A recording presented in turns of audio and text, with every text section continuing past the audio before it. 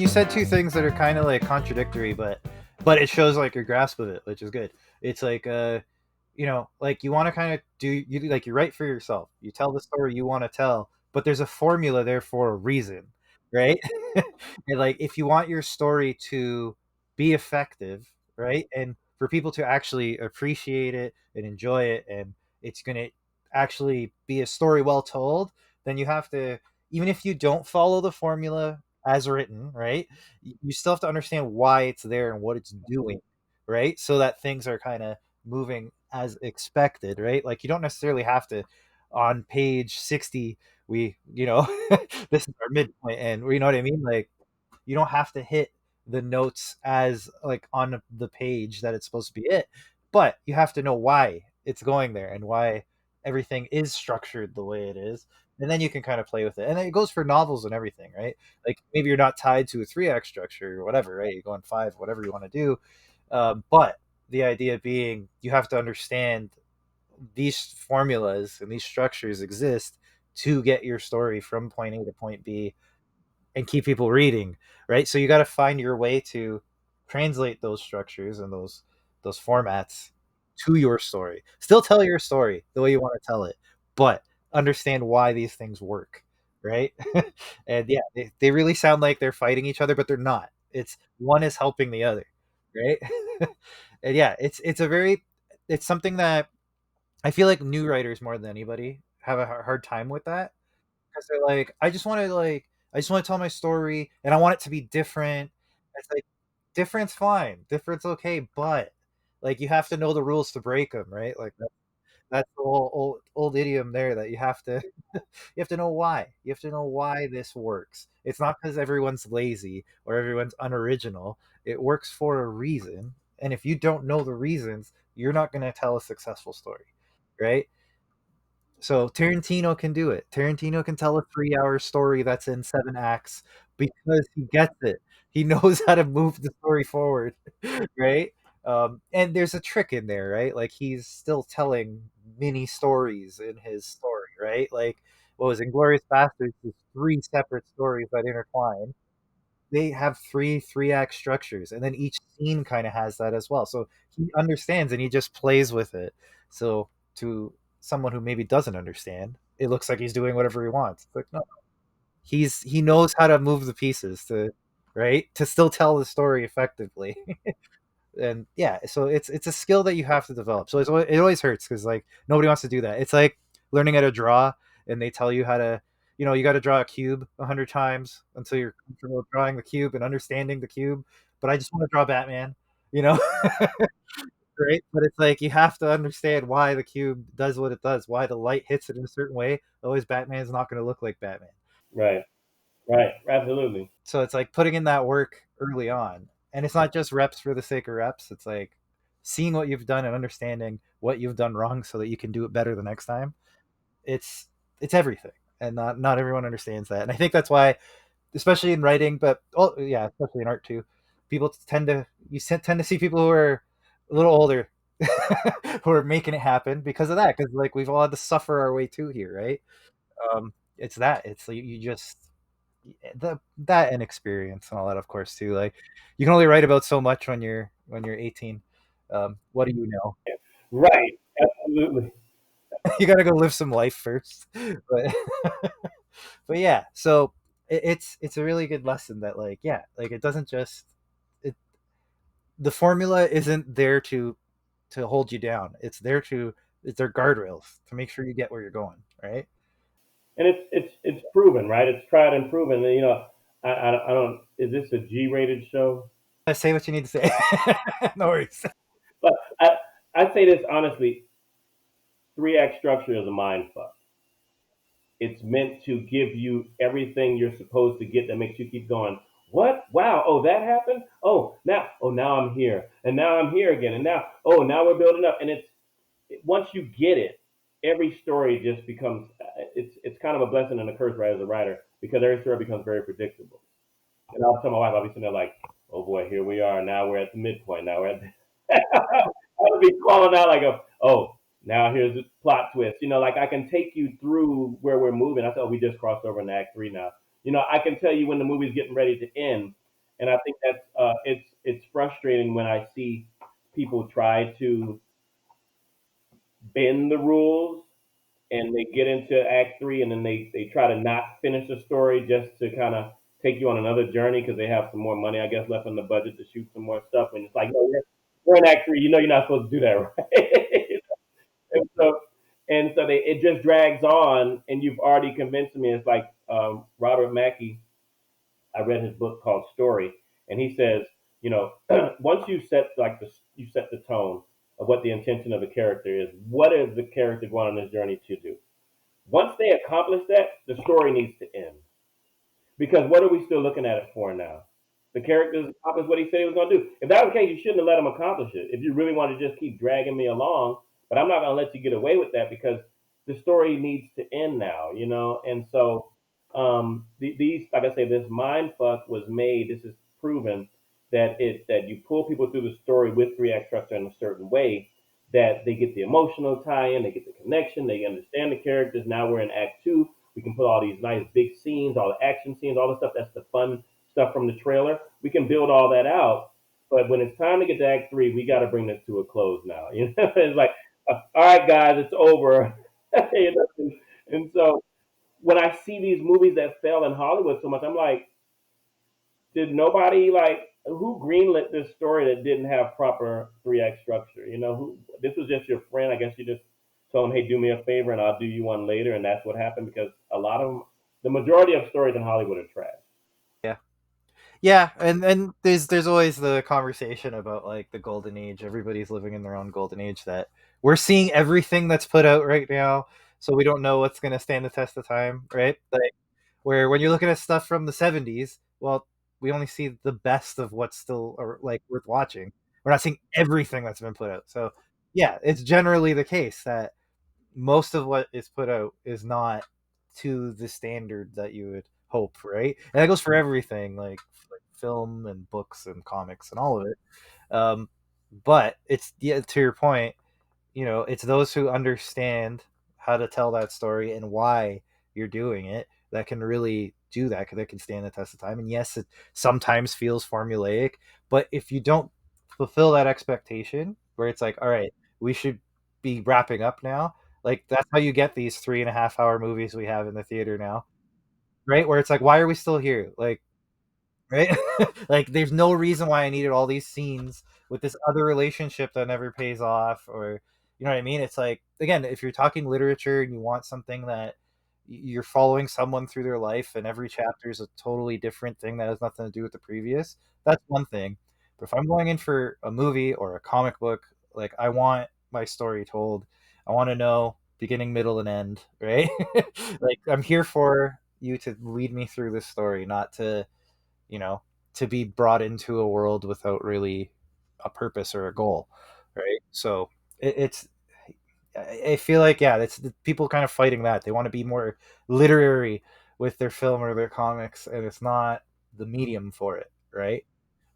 So it's always a challenge. I mean, again, and maybe you can do that, but that's not the problem. Is the audience isn't there for it unless you're going to a film festival and you want 40 people to watch it and say it's the best film they've ever seen, right? Like if that's your audience and that's all you want from it, then fine. But typically they throw it in the theater, like the AMC, and they want everybody to come, and they're like, why did nobody show up to our 3.5 hour? Right, right. It's like because you didn't follow the rules that we all agree to, right? And again, not rules, but it's kind of an expectation now. So even though as a writer you kind of see the strings, like even if you aren't, you still know. It's like you just know that something's off. This is taking too long. I'm getting bored, right? And see, you're like, even when you're not, like you said, you're not a writer. People say like, it was so boring, or it really dragged, and it's missing those components.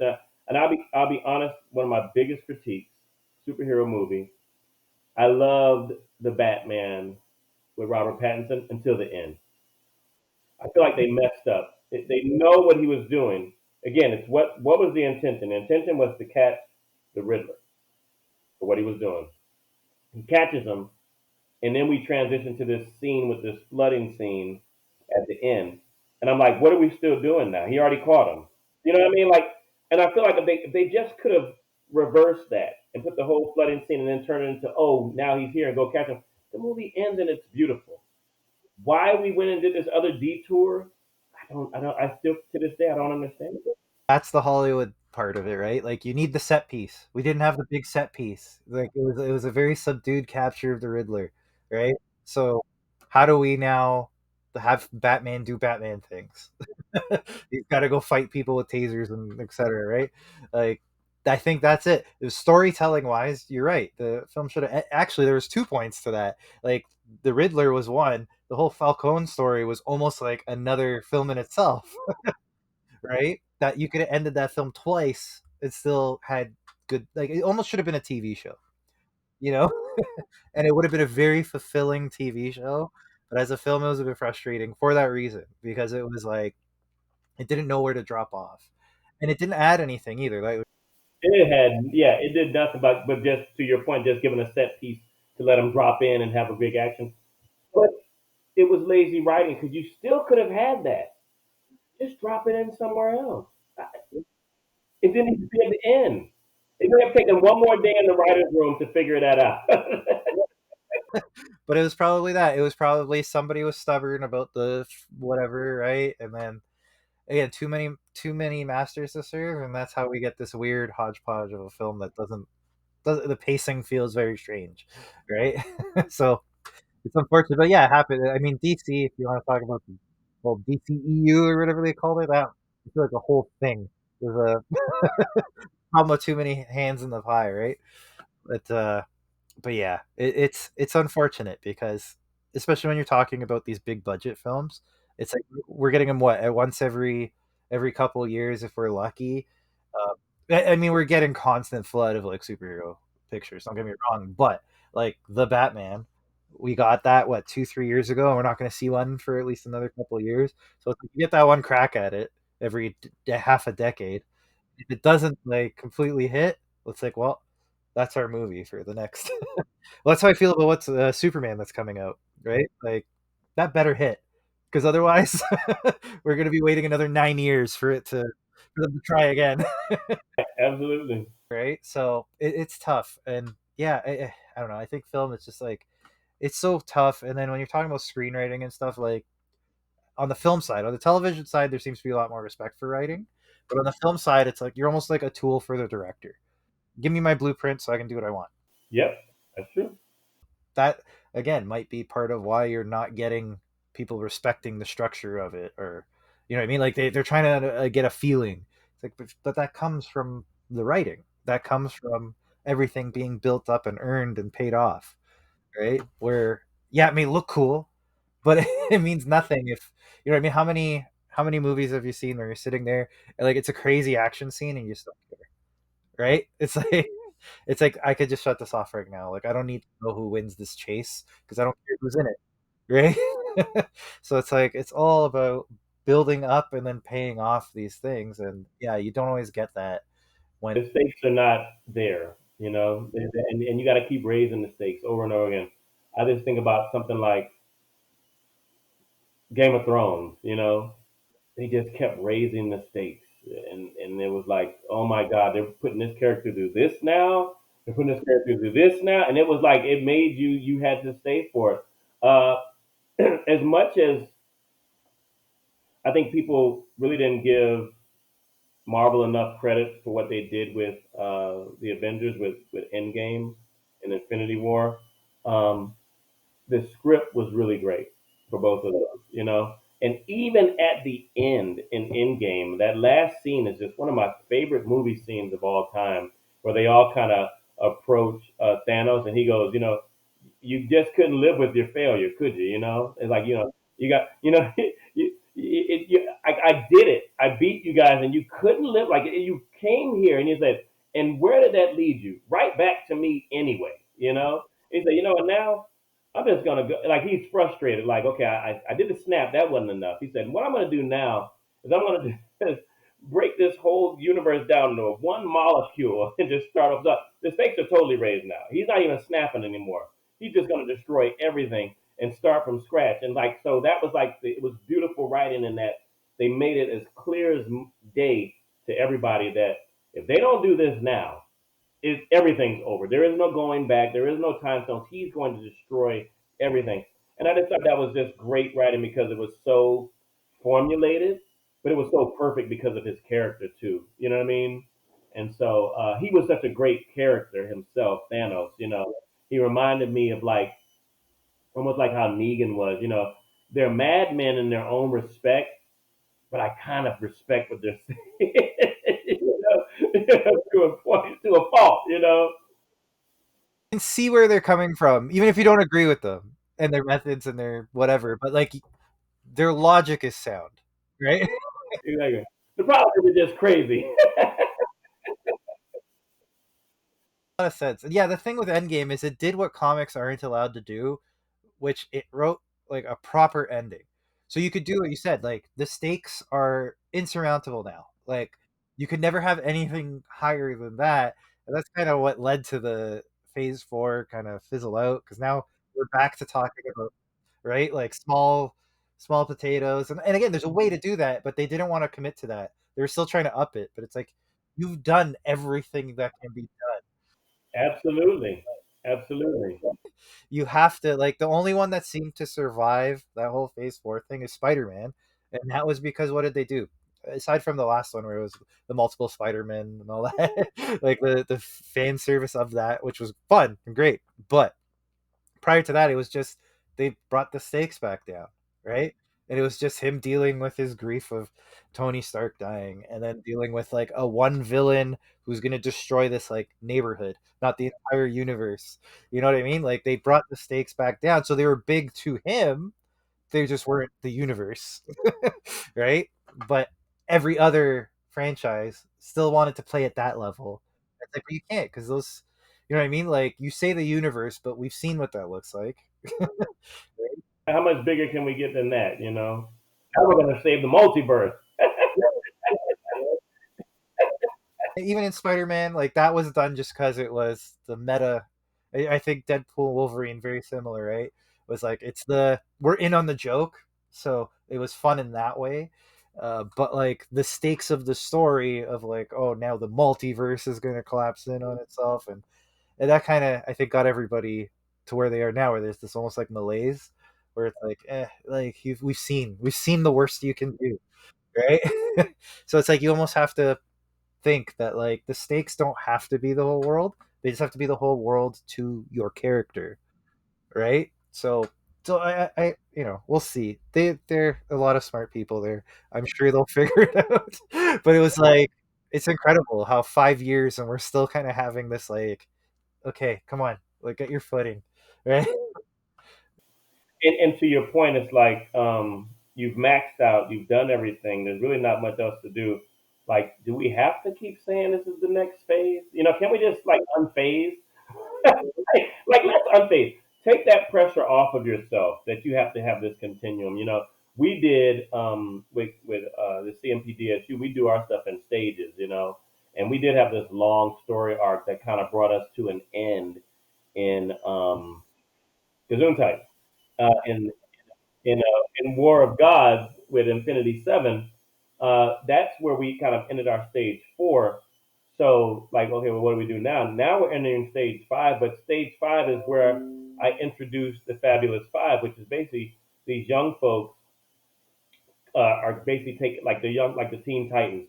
They're taking the mantle from all the work that Paladin and Thief have put in, and Blur have put in from Cape One, Cape One, Two, Three, and Four, with if you count the Infinity stuff, and then also the comic. That's a lot of story for characters to run through, especially because you're talking about novels too. They're not just comic books. If you have five comic books, like it's still more story stuff, but these are novels too. Plus, there were crossovers with my characters in some of the other stories from the other writers. So now we can hand this off, and it feels fresh. It feels like this makes sense going into another stage. And now, Keyshawn's working on Menzuo 5, and there's more stories to tell. We didn't culminate at an ending, and now it's like we're forcing it. Now it's like, okay, no, we still have some of these other characters who were kind of these other villains who were kind of dwindling out there. Let's close this up. What are they doing now, and who goes after them? Well, actually, we hand that responsibility to the Fabulous Five. They need to do it, kind of a thing. Nice. Yeah, and it's kind of like more like a manga style doing like where things end and then continue, right? Like there's a clear arc to everything. Yeah, where you know Western comics like Superman is Superman, and it's been the same Superman, although he changes here and there, but it's all second act, right? Like there will never be a proper ending. Even when we have an ending, it's just another like scene in the long story of Superman, right? So yeah, it makes more sense to kind of have again. That's the joy of independent comics that you don't have to keep the machine of Warner Brothers going with this property that you know you can't shelve. So yeah, it makes sense. Like you get to tell these stories, and you can have an ending when it feels appropriate, and that ending doesn't have to be death, like a full ending, but just an ending to that story, and then you can move on to the next one, right? Where yeah, you don't get that with And you can come back to it. That's the one thing I did learn about with comic book writing is that you never really totally kill the villain. Don't ever do that. Have them go to some other world, have them be crushed or shrunk down, and then contain them somehow. But like the Joker will never die. You just can't kill him. And so he's just too polarizing, and especially if he's the actual complete antithesis to Batman, which is what he is. And so you can't destroy that because there has to be a yin and a yang. If Superman exists, Luthor has to exist. And so I think that's the thing. You kind of you put them into a place and you hold them for later, and you let other characters kind of take the stage for a moment, and then you may pull them back out again, which is what we've kind of done with our big baddies. it's smart, right? And again, it's like it's a freedom you get that you can't do with the big two stuff because yeah, like Spider-Man has to show up. You know, I'm buying Spider-Man. I want to see Spider-Man. They try it every once in a while. It never seems to go over that well, but but like it's more reserved for the secondary characters where they may disappear for a while and come back. But yeah, like independent comics, you can pay attention to like okay, like I'm shelving this character so there's some anticipation when they come back. It's almost like a pro wrestling thing, right? Like someone gets injured and then they come back months later and they right the fanfare, the pop they get when they come through the through the entrance and all that. Like yeah, right. And you could do it properly. I mean, they did it. Not to keep harping on Superman, they did it once. I don't think they could ever do it again. But like Death of Superman was that right? Was the he's going away for a while. We're gonna shelve him, and even then they still had to have the four Superman out there. But like you did it once, and now you can't repeat it. But with indie comics, it's like the world's your oyster. You could do anything. So it's kind of fun in that way where again, there's rules to it and there's things you have to consider and expectations you have to satisfy, but you don't have the chains that you do with these other right properties and stories that they have to end up a certain way or do a certain thing or be a certain whatever, right? Like you tell a story that makes sense and for you for like the story you want to tell. So yeah, you don't get that otherwise, right? Like if you're going elsewhere. So it's cool you're building that. Like, yeah, you have this universe, but like it's right. It's like it's yours. Like you can do what you need to with it. Driver's seat, man, all day. As fun as it would be, as fun as it would be to be like, hey, you're writing the next Star Wars or whatever. But then you have like all these things you must do to make it a Star Wars movie or whatever. Yeah. And you mentioned manga, and we're really proud that we actually published our first manga too, by a writer named Chris McCauley. He's one of the head leads. Obviously, Bram Stoker, you're familiar with that. There's a thing called the Stokerverse, where they have like a series of comics and novels and board games and stuff. And he's one of the writers on that. So he brought his independent story to me, and it's called Nexus Astrum.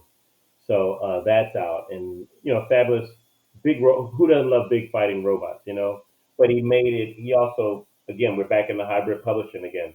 There's the novel, which kind of chronicles all the wars and things that have gone on in this universe, and then there's the complementary comic. They're they're not running parallel. They're different in time. So the novel kind of covers a lot of the historical stuff, and the comic book is like all the action set pieces. Here we are now, So it's a little bit different in that respect.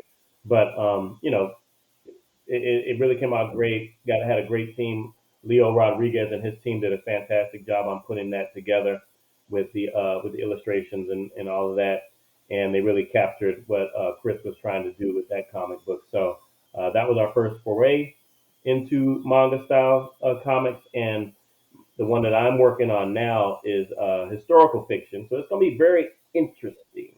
It's historical fiction, and I'm doing what they call a duology, uh, writing the novel only that really captures the history of the historical fiction piece um, in feudal Japan. Of course, you love that. And then the comic is the fictional piece where it's where the story would have ended in historical fashion. Now we've got the fantasy graphic novel that's going to accompany that. So I'm really excited. But again, my problem, um, Adriano, is that I have too many ideas and not enough years. You know what I mean? It's like I mean, this year, 2025, you think about it, I've dropped the second issue of The Cape finally. And shout out to um, Bruno Abdia, who actually did the artwork on Cape 1. And, he just went and he's signed now with DC doing Cyborg and everything. So, yeah, can't afford him anymore, but thanks, Bruno. I had you when you were affordable, but he did the case one, and people loved it, and the artistry, and just it's a magnificent comic. And so I finally got issue two done um, with Marcelo Salazar. He's great too. And but I also dropped issue three or book three, the graphic novel of Broken, in 1 year, and I'm already sitting here going, okay, I want to write this other story. Just for the conventions in 26, So, but I still have, I still got the Still Rain sequel I want to drop for issue two, and I still have to also work on the next novella. So I have to pace myself. My wife hates it because I'm constantly trying to do another story. She's like, look, you need to finish. But I also need to have things at the table where people can feel like they have choices because they love all the stuff. They always say, ooh, what's this new thing? I'm going to take that. And I'm like, okay, well, here you go. So I love to have multiple things for people to buy when they come to the table. It's smart. It's smart. You catch a little bit of everybody, right? Like this might not be for you, but that will, right? Oh, yeah, absolutely. Yeah, that's the best way to go about it. But yeah, I know the feeling. I did my like I don't know if you do it at the beginning of the year. Where you're like, okay, this is what 2025 looks like. Absolutely. 29 projects that I'm like, how did I start all of these? All in different levels of started, or some are just like ideas that I'm like, I'm gonna do this, and then I realized, okay, 29 might be a lot, but 29 is extremely a lot, and that's coming from somebody who does too many projects. but it was one of those things, you get the shiny object syndrome, and you're like, okay, like I'm getting stuck here, but I'm gonna think of that idea, and then you realize how many things you've how many pots you've watered, and now you got to make sure that they're all filled constantly. So, yeah, I got a lot of work to do this year. Let me know if you need some help, man. Yeah, I certainly do. I need some kind of system to keep myself in check. But speaking of that, so like, how far in advance do you like? There's definitely like all the ideas you have. Like, I'm sure you have like a place that you get an idea, you throw the idea into like a notebook or something, right? There are folders on my computer right now. I got like 8 of them. Right on. Yeah, same. Same. And there's this stuff that like, okay, put the idea there. Don't look at it. Like, right? Don't start it. Just put it there and get it out of your head. And then there's stuff I actually start. I mean, and some of them, like what's the one? One started off as a novel and ended up turning into a screenplay when I was doing the intensive. So I was like, okay, I'll give it up for a screenplay, and then this historical fiction one, it's been a brain worm. It's just been like digging in my head because I've always shied away from historical fiction, but this story was so amazing that I was like, oh my god, this is going to be fantastic. And now we're going to start going to some of these anime conventions now, and and because I had went to a couple of them and I saw some of the manga from some of the indie guys, and I was kind of like, I mean, it looked okay. It didn't look great, I'll be honest, but also the storyline was like not really original either. You know what I mean? And so I was like, now imagine, Braxton, if you can actually get the artist who can bring this idea to life, and then you put together this branching story based on the historical relevance.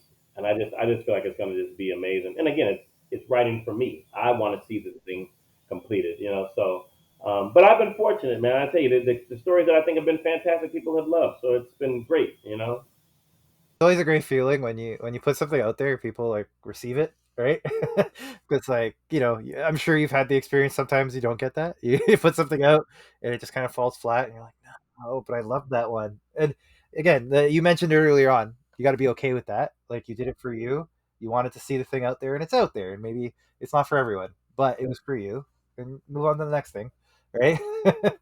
But yeah, it's an interesting thing that you're constantly like always working on something new, and you're looking at what's out there, right, and trying to compare while still keeping true to like what you want to do, right. um it's Comics are interesting in the sense that like we're all in competition with one another, but we're all very good at like helping each other out and holding each other up a little bit, right. Like you mentioned, the film side of things is a lot more cutthroat, right. Like again, I guess because of the filter, and because like by the end of it, like only one person is going to get to see their thing made. So you'll step on a few people to make that happen, right? We're comics. We all have the comic. We've done it. The thing exists, and it helps all of us if we're all doing it better, right? Like I want to go to those anime shows and have only the best work there, because what you don't want is somebody who's okay. I'm going to take a risk on someone new, and they see stuff that's subpar, right? Because that brush paints all of us, where they're like, well, this is what indie stuff is, right? These are the people who couldn't make it or whatever. And it's not, that's not the intent, right? Like the intent is I want to tell my story the way I want to tell it, right? Not based on what some publisher or editor wants to do. So this is why I'm doing it this way. This is why I'm hustling at my own table that I paid for to try to sell you these books, right? It's not because I couldn't, because you know what I mean. It's because I prefer this route. This route gives me some control over my narrative, right? But you get those handful that don't. It's not that, maybe not that don't respect it or whatever. Maybe they just didn't put in the time to do something. Worthy's the wrong word, right? But they, they didn't put in the time, right? And it shows, and then it reflects poorly on all of us. So, right, I found this community is very good at trying to lift everyone up, to be like, look, this is how like you come up with professional quality work, like you want them to, so that when people come through Artist Sally, at your show, right, whatever show you're at, that they walk through and they don't see the difference between this and a DC book, outside of maybe pricing, but It's nice, you know, because um, Tyler, the animator, passed Bruno on to me, and that was a suggestion, and he had already done really well with Godhood Comics. He didn't have to help me out.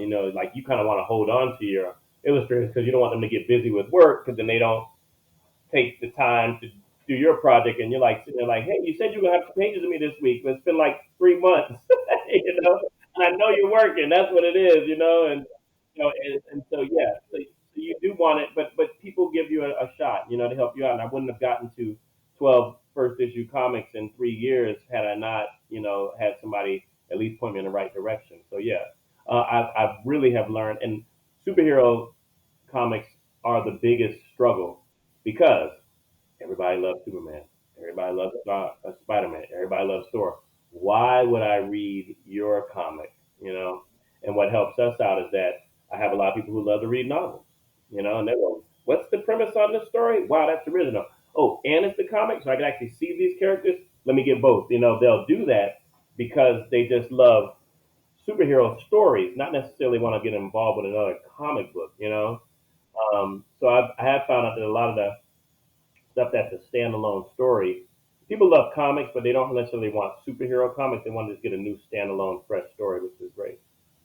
yeah, it is an interesting balance, because yeah, you are compete. I say it all the time. You're competing with Batman, right? Like Batman's the most popular comic, and if you just give them Batman that costs $10 an issue, right? they're going to go buy Batman instead. Absolutely, absolutely. It has to be something different. It can be superheroes. I mean, it's a harder hill to climb because you got to get past that notion where it's like, well, I could get superheroes elsewhere, right? So you got to show them why it's different, right? And then you can still sell them. But yeah, generally, like the easier route is you steer away from the hero if you can. But but that's the thing. Like you're always competing with somebody's Wednesday pull, right? And it's not cheap to do that. Like right? So there's already limited funds out there for folks, so you got to really give them something different, right? So I think yeah, the novels in that are ingenious in that way because even just the value for the dollar, right? Like $10 for a single issue comic or something. I'm pulling a number out of the air, but uh, on Kickstarter, generally that's what you're gonna see if you're lucky, right? And you're getting 24 pages, 32 maybe where you get a novel, you're getting your 200 pages worth of content of story, right? And it's costing you the same or a little more. So, or you have services like KU that are paying people out in a healthy way that's sustainable, right? Where we don't seem to have an equivalent in comics, unfortunately. I think Global Comics is trying, but you have to have like a catalog to make that well. Yeah, exactly. To make it make sense for you too, the distribution. Yeah, right. Because like if you have a 24-page comic and you put it on Comixology, you're getting a few cents per page. So you need 1,000 people to read it, and unfortunately, in comics, that's a very very difficult ask because again, competing with Batman, Batman gets what 100,000 people a month when we used to keep numbers, but like that's the number one comic in all of comics, and it's only getting 100,000 people. You know, where like a bad movie can make $4 million in a weekend. Like, that's a failure. So just like the scale of it, you have to consider that like yeah, like the the audience just isn't the same, right? So you have to consider that. So it's hard, but with novels, well, the audience is already a lot bigger, right? Like more people again, it's always weird talking to comics folks because not everybody actually reads books, but but that's a much bigger audience. So I think you're doing a really cool thing and kind of meshing them together, right? There's a lot of people who read both, but it's always surprising how few are like, no, no, I read comics and that's it. That's my literature, right? So to get folks from that end and say, well, now you can kind of put a face to the name kind of thing, right? You can visualize what we're the story we're telling. And then I find that always helps when you go back to the novels, right? That's yeah, it's a really smart strategy. I really do think it's smart. Yeah.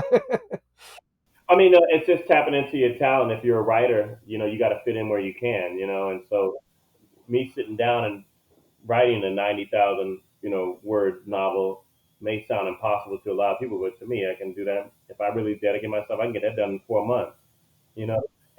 So that's costing me nothing but my time. Once I get my outline done, I'm running, man. I'm hitting like 3,000 words a day. I'm like out. Okay, so you're yeah, I can sense it based on how many times you mentioned the outline. You're a plotter, right? Definitely a plotter. Yeah, I don't understand how the Panther guys do it. I feel like it would take me 10 years if I went that route. Right? Like, I'm the same way. I'll spend 3 months on an outline and then I could write the whole story in like a month, right? But like it's that outline that I'm sweating on that I'm really I'm I so that's how you end up right. Like people are like, how do you write so many words in a day? And it's like because I know what I'm writing today, right? Like I just have to actually now say it. Like I have to get it out. Where if you just walk in, right, and you're like, I'm gonna write a novel. Right, right. Not gonna happen. It's gonna be a mess. It's tough. Like I find people hit the middle and they're like, oh, it's starting to meander. It's like, yeah, because you don't know where you're going. You wanted to discover it, but like again, if you're Stephen King, maybe you could do it. But he's written hundreds of novels now. He gets it. You know what I mean? But it's definitely the harder path. I feel like because you have to have that structure ingrained in your head to be able to just pull it out. And, right? It's yeah, but yeah, respect to to the plotters. I totally get that. That's I spend more time outlining than anything. That's my, you know what I mean? And it's fun. Like if you do it right, it's fun because that's where you're actually creating the story and like building everything, right? And then yeah, you get the details in when you're actually writing the words, the prose, but the the fun of it is like the creation is actually in the outline. Absolutely. And the real beastie thing about me is that um, unfortunately my characters get involved in the story, so they start telling me stuff as I'm writing it. Like I didn't know that was going to happen, and like yeah, that's what we think. That I start to hear the characters' voices, and I mean I'll have a simple dialogue. They're going back and forth, and all of a sudden this new plot will come out, and I'm like, okay, how am I working this into what I was saying I was going to do in this chapter? But I let my characters speak for themselves, and they run me through the stories, just based because if you've outlined very well, you have all the characterizations done too. This character is going to do this, so there's almost an expectation in each scene, and that's where the juicy part of the story gets. People are looking at a TV show, and then something's happening, and then so and so enters the room, and it's like, oh boy, I know this is not going to go well because they know them now. You know what I mean? And so, like you knew when the Hawk came out, in Avengers 1, and then Captain America's like smash. You knew what that meant. They were like, what do you mean by smash? That means the Hawk is just going to go ballistic because you know who the Hawk is. You know what I mean? So it's all that greatness that goes into building these characters, and then now the characters are telling me, well, you know how I am. You know what I'm about to do, and then so I have to write that. So they kind of carry me too. So it's nice. Yeah, and people again, it's the same argument you get with the formulas that people get. Like, I don't want to be restrained by the formula. Same with the outline. When you talk to the painter folks, where they're like, I just want to tell my story. I don't want to be stopped. It's like you don't have to. Like, tell the story, and if it breaks your outline, so be it. Then you may have to go adjust your outline accordingly, right? And I don't know about you. Have done that countless times where it's like, all right, this is a better direction to go. It actually makes this all pay off a lot better, right? So Pace and drag, my friend. I'm gonna just move this down here now and finish this out this way. I don't have to get rid of it because I'm writing a novel here. But I do need to move it now and just make a little room for this other thing that I had no idea I was gonna go that direction, but the characters drove me there. So you know what? I respect my characters. yeah, it's a good way to go. I think it makes a lot of sense. But yeah, it's you only get that I feel like with the outline because you know where everything's headed. You know what the arc of the character is going to be, so it all kind of makes sense. Even if it's not the way you thought you were going to get there, right? You're still within the like everything fits. It's not things that just happen out of character or like unexpectedly or you know what I mean? Like it all pays off in a way that it should. Yeah, and it was like when me writing like I was like still rain 24 pages. Yes, let's do it. And I get to page 22 and I'm like, this isn't gonna stop. This isn't going to end. And I had to go to 27. And you say, oh, Braxton, that was only 3 more pages. Do you know how much content is in 3 pages of a comic book? It's the equivalent of like maybe 50 pages of a novel. You know what I mean? And so yeah. But I had to. It did not end, and I had to extend it, and it was for good reason. Well, again, independent comics. You're not tied to the. You would be told, too bad, those pages are for ads. So you figure out what you're cutting, right? Like, it's like, no, if it needs 3 more pages, it can have 3 more pages, right? So I just got to wait a couple months to get the money. that's always the challenge. Yeah, but yeah, it makes a lot of sense. So in terms of tools, like, are you using Scrivener? Are you using Plotter? Any of those tools? Or are you just Microsoft Word? What's your I have a couple of frameworks that obviously to save the cat, which is plot line from script writing. So I use that a little bit, and I also use from the intensives that I've been in. There was like an indie comic 3 act structure formula that somebody came up with, and then there was another the the Pixar formula, if this then kind of a thing. If then you just keep going if then if this happens then what and then so It's like, but this happens instead of yeah. right so you take all of that and you just have to pick what works for you, you know. So I've kind of changed a lot of the beats that uh, like I think in Save the Cat it comes out to like uh, he calls it like Dark Night of the Soul is one of those last beats towards the end where basically it's like all is lost. And I have I called mine the come to Jesus moment. You know, you realize like this is it. Like look, you know, the rubber meets the road here. You got to make a decision now. So I kind of changed them to make sense to me more. You know, so that's what I use. I don't go out. I go out. I work within what I've learned and what I see, based on based on how it just fits, and it has to make sense to me.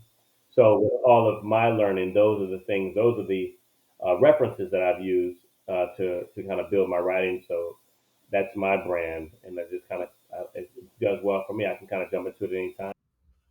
Yeah, for sure. And you're not using anything like fancy, some weird like tool, some software that does it. You're just you have that structure sitting waiting for you, and you kind of build off that. Yeah, it's smart.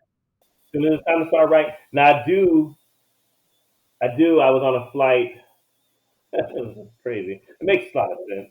I was on a flight to Thailand last year, and so I had a lot of time on my hand for 19 hours.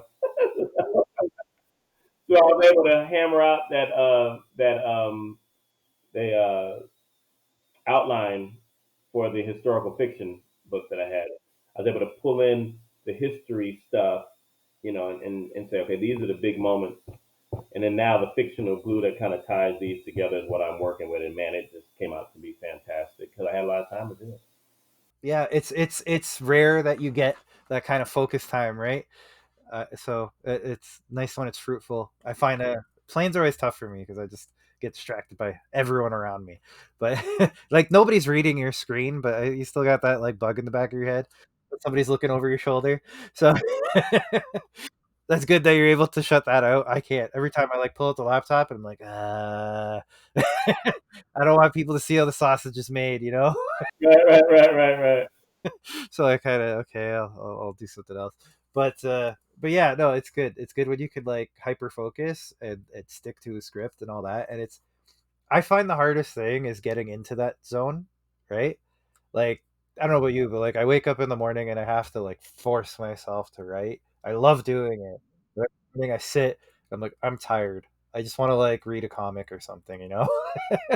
And it's like no, put in at least the half an hour, just write something. And For me, I'll tell you, I do not write if I'm not feeling it. I might just sit. I might just sit. It may be weeks. I'm serious. Like I will. I've done that so much, and I look at what I write. I'm like, this is trash.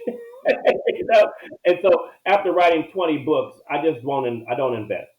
I have my outline there. If I need to get in a zone, I will go and look at the genre I'm writing to get motivated. I'll go read it. I'll go listen to it on audiobook. I'll go watch it, TV, movie, whatever.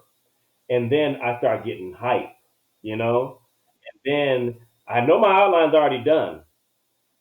So now once I'm hyped, I'm like, today's the day. I can't wait to get home. And then I'm already anticipating it, man, you know? And I'm just here just booming away. And what stops me goes, crap, I need to go to sleep. You know, it's like 1:30 in the morning. Like that's what's stopping me. It's not the writer's block, you know? And so that's what I just have a rule. If I, cause I don't want to put anything in here I'm not, that I'm going to, it's so hard for me to delete my work, you know? And so I don't like to go through that process. So I only write when I'm inspired. And when I'm inspired and I start getting it cooking, man, it's great, you know? I'm excited. that's good. I'm jealous of you. Everybody has a skill set, man. I'm jealous of you being able to draw this stuff because I would save myself a ton of money. Yeah, no kidding. No kidding. No, for me it's all about the like I'm for the edit. Like I almost want to have the words down and I'm happy to throw two-thirds of them out just to get to the like the diamond in it, right? Like so for me it's like, yeah, I hear what you're saying and you're not the only person who said that. It's like if I'm putting the time in, it's for something valuable. Where for me, it's like I just need to get started.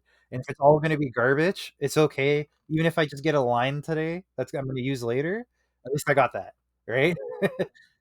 And that's probably why it's so hard for me to get started because I know that I might end up throwing all of it out anyway. So it's like, is there a part of me saying I'm just wasting my time? But it's all a different process, right?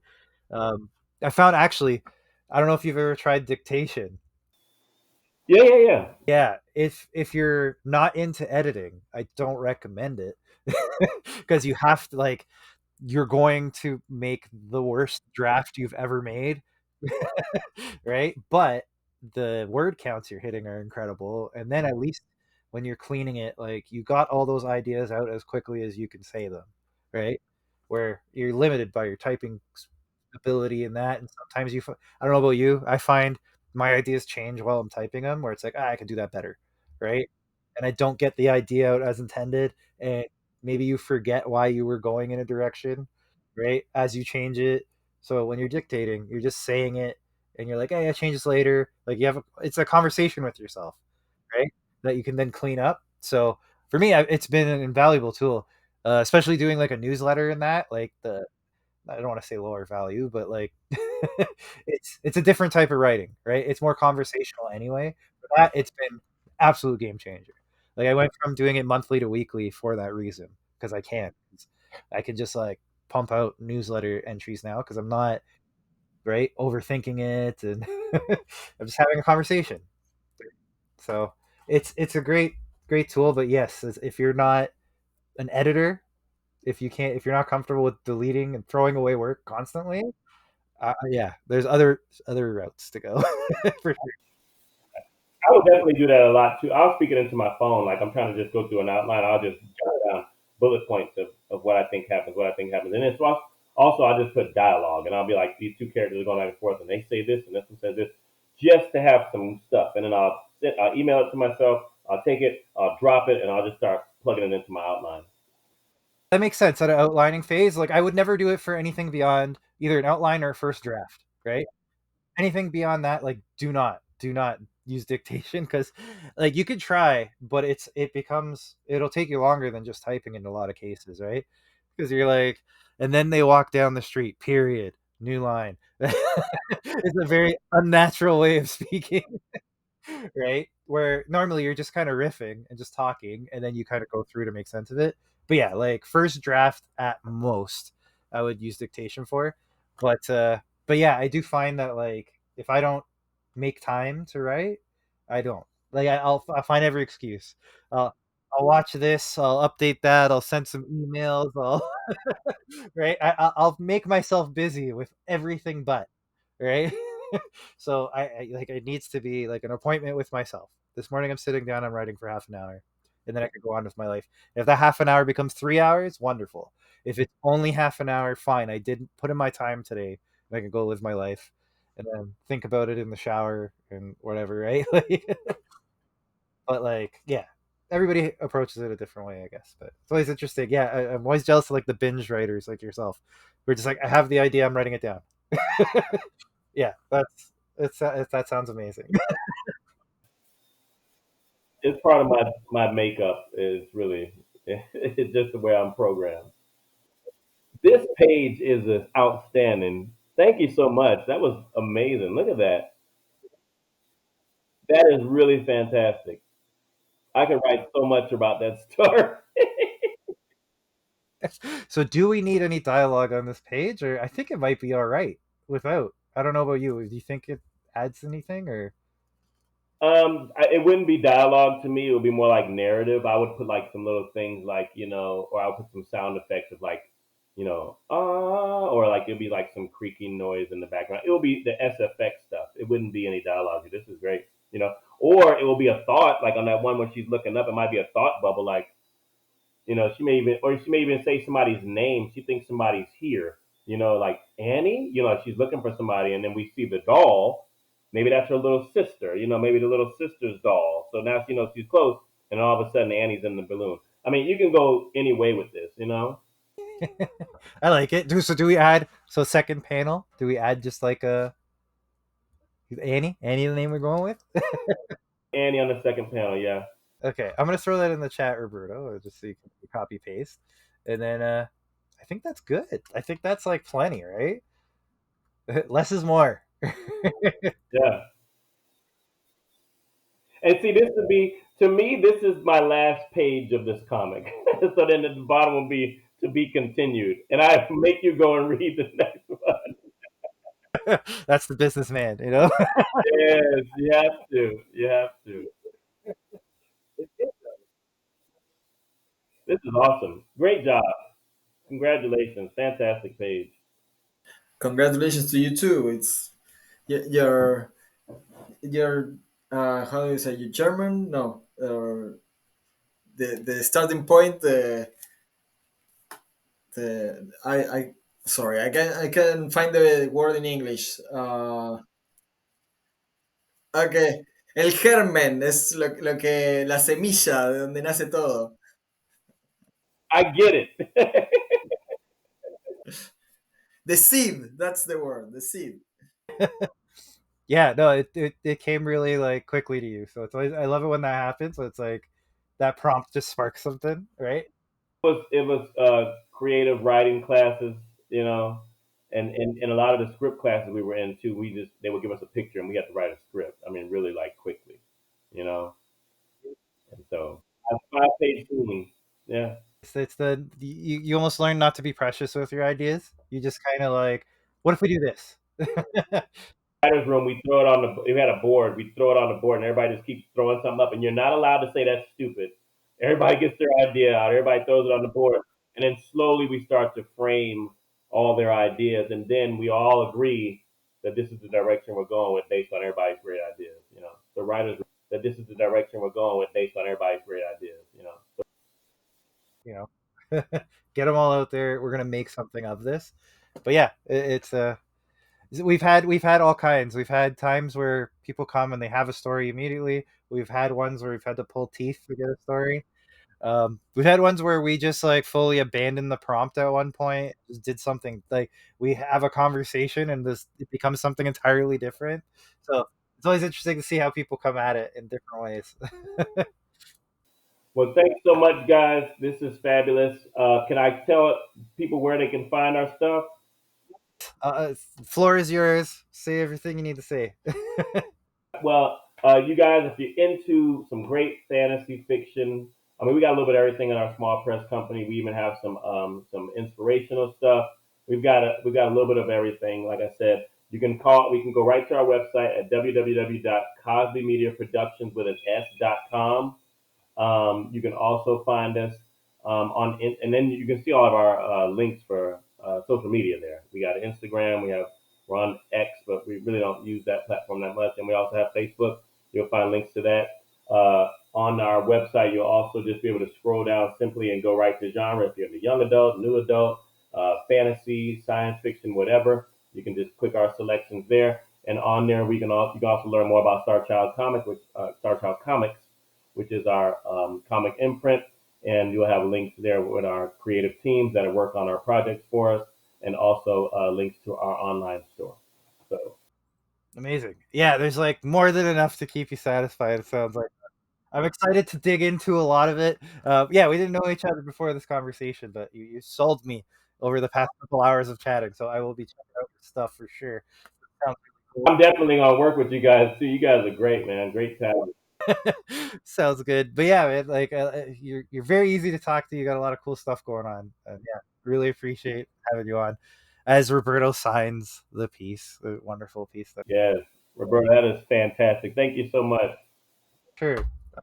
Okay, so before we go, Roberto, let them know who you are, where you're at, where they can find you. Okay, my name is Roberto Viacava. You can find me on robertoviacavaillustration.com and find out what I'm doing. Easy peasy, and I'll keep it just as easy. So I'm at pestocomics.com. But more importantly, if you're watching this on YouTube, you subscribe, like, do all that fun stuff.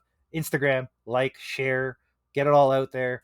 You can find it all at Instant Ink Podcast.xyz or Instant Ink Podcast on YouTube, on Instagram, on TikTok, everywhere. Just go look for us, find us, share it, get Braxton's work out there, go find his stuff, And yeah, until next time, this has been great. Thanks again, Braxton. Wonderful talking to you.